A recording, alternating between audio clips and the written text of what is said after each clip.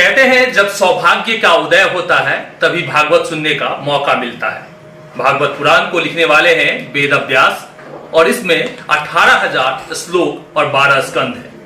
हम इस वक्त मौजूद हैं भागवत पाठ करने वाली देवी जी के पास में। उनसे जानने का बहुत सारे प्रयास करेंगे कि आखिर भागवत क्यों लोग सुने, क्या फायदा है भागवत से सुनने से, जबकि आज के भौतिक युग में बहुत सारे भागदौड़ में लोगों को मौका नहीं मिलता है सुनने का, धार्मिक चीजों को जानने का। जय श्री राम के नारों के बीच में धर्म जैसे लगता है सिमट गया।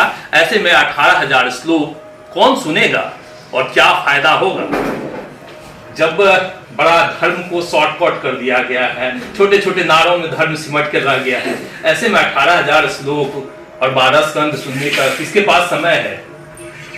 जैसे हम सिर्फ इतना जानते हैं कि हर व्यक्ति चाहता है कि राम राज्य की स्थापना हो और राम जी वो हैं जो 12 कलाओं से युक्त थे, लेकिन हमारे भगवान कृष्ण 16 कलाओं से युक्त हैं।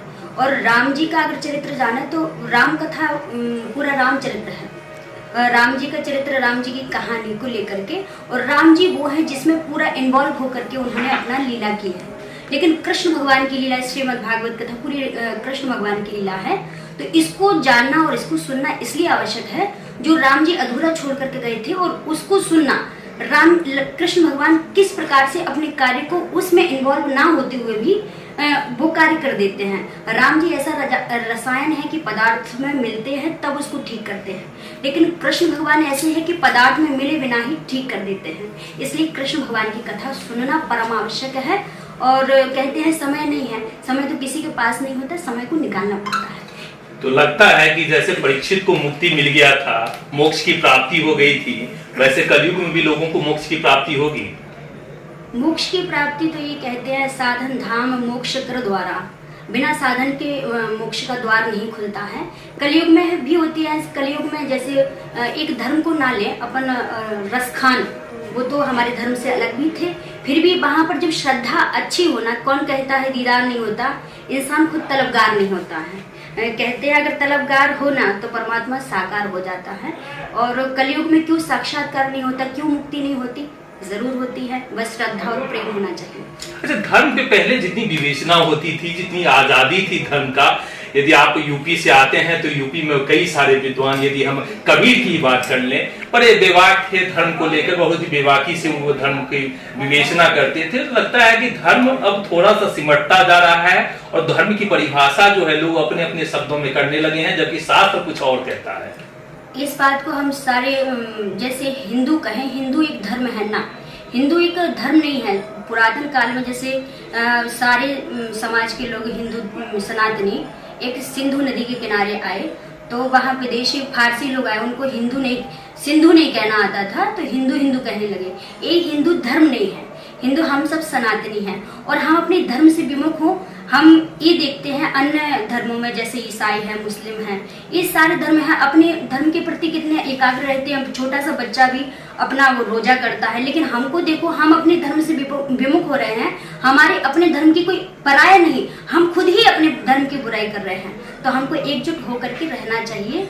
और रही इससे विमुख होने वाली बात, तो हमको नहीं लगता है कि ज्यादा विमुख जो अभी समय चल रहा है, जब से मोदी जी आए हैं, तो हमें लगता है कि धर्म का थोड़ा सा ज्यादा स्थापना हो गई है। नहीं लगता है धर्म का राजनीतिकरण हो गया है? फिर नहीं, धर्म में रह, राजनीति में रह के अब धर्म की स्थापना हो रही है, धर्म में रह के राजनीति नहीं हो रही है, हमको जहाँ तक लगता है। पहले कहा जाता था कि धर्म और राजनीति दोनों दो पहलू हैं, दोनों दो अलग तराजू से दोनों को तौला जाता था। तो लगता है कि कुछ धर्म का मिक्सअप हो गया है। हाँ, नहीं, बिल्कुल होना चाहिए तो, कि धर्म में रह के राजनीति करना गलत है, लेकिन राजनीति में रह करके धर्म की स्थापना करना ये सही है। अच्छा, इसमें भगवान श्री कृष्ण का व्याख्या है भागवत महापुराण में, तो भगवान श्री कृष्ण क्या कहते हैं, उनके कथन के अनुसार कैसे मुक्ति मिलती है लोगों को, उस बारे में बताइए। हम ये जानते हैं कि श्री राम जी को तो खैर बहुत समय हो गया था, तब राम जी गए तो पहली बार ताड़का को देखा, पहली नारी का उन्होंने वध किया। तो यहाँ शुरुआत और कृष्ण भगवान के भी चरित्र को देखते हैं, तो वहाँ पे उन्होंने भी पहले पूतना का वध किया।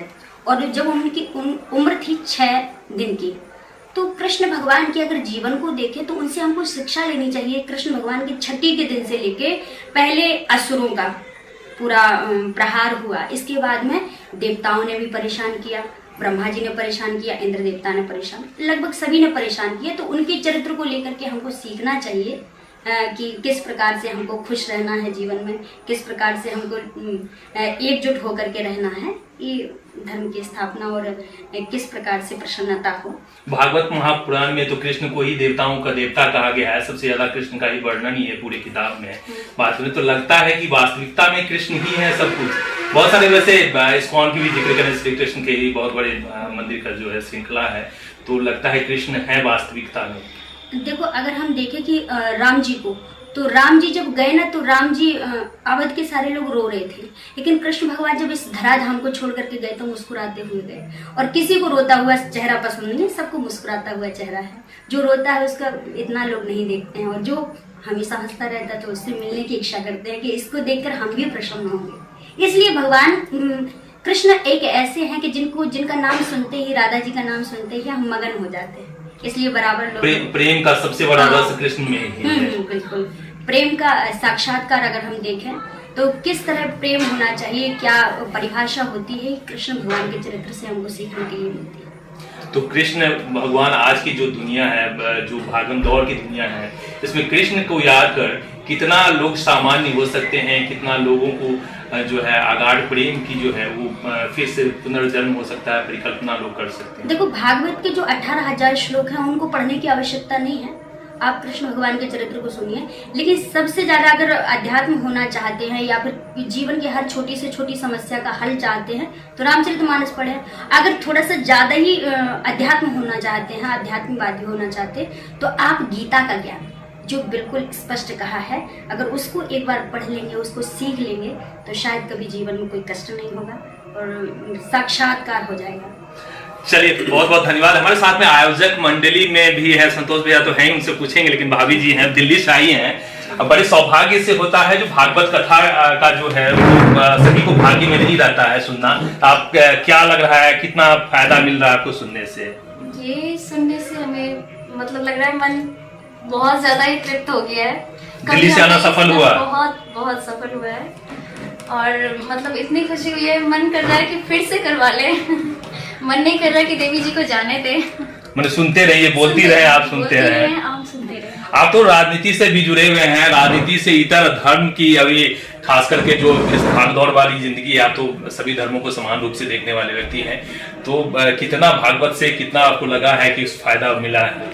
देखिए, बेसिकली मैं जब भगवत की बात करता हूं तो कहीं ना कहीं सबसे पहले भगवान श्री कृष्ण दिखाई देते हैं, और उन्हीं के जीवन लीला पे जो सारी कहानी गढ़ी गई है, जो गीता का पाठ हमें पढ़ाया गया है, जो गीता का ज्ञान उन्होंने दिया है, इस पे पूरी दुनिया कायम है।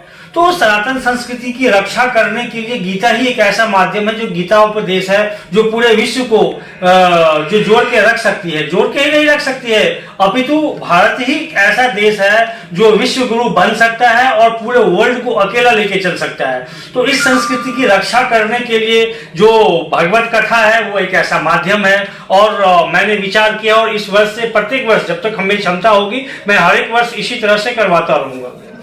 भगवान श्री कृष्ण का चरित्र ऐसा है जो जाते हुए मुस्कुराते हुए गए।